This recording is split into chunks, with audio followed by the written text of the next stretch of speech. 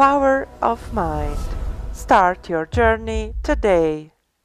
So the person can theoretically, intellectually, philosophically say, oh, I want this type of person, she's got to be this way, he's got to look this way, he's got to be like this. And they're basically saying, I want something that represents all the things that I no longer want, right? And so they're creating with their brain and mind, which is perfect. The problem is that if you can't feel the emotion of your future, your manifestation of love before it's made manifest. Like people say, well, when my relationship happens, when I find Mr. Right, then I'm going to feel love. Like, waiting for the outer environment to change, to take away this feeling of anger, resentment, emptiness. But they forgot that they create reality. In other words, when it finally appears that I'm going to feel love, that's cause and effect. We're waiting for something to happen. If you're feeling the lack and the emptiness, then you're keeping your relationship at arm's length because you don't have the magnetic field to draw to you.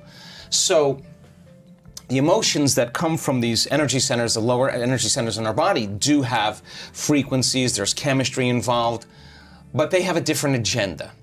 So now we ask the person, can you teach your body emotionally what the future will feel like before it's made manifest? That means you can't wait for your relationship to feel love. You have to reverse that battleship and understand feeling love now is going to be the magnet. And if you can hold the vision of your future, a clear intention, with a coherent brain, organize signals into the field, and you could actually crack this thing open and practice getting so present in the moment that you're not anticipating the next moment or trying to predict the future.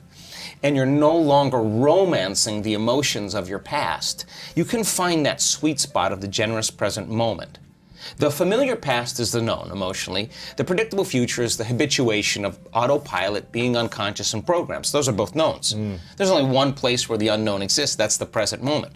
So if you could work with your body to the point that it trusts you enough to feel so safe that you have conquered it in a certain way that it could actually relax into the present moment, and it's not worried about what's going to happen next or what's going on around you, or that you need to eat, you need to pee, you need to move. You got beyond all your drives and you're ready to create.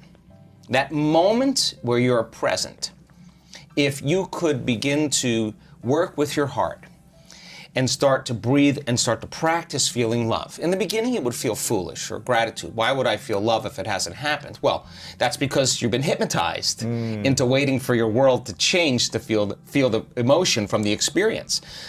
But according to the quantum model, your emotion ahead of the experience, when you combine that clear intention with the elevated emotion, and you feel love, your body's so objective that it's actually believing it's living in that future in the present moment.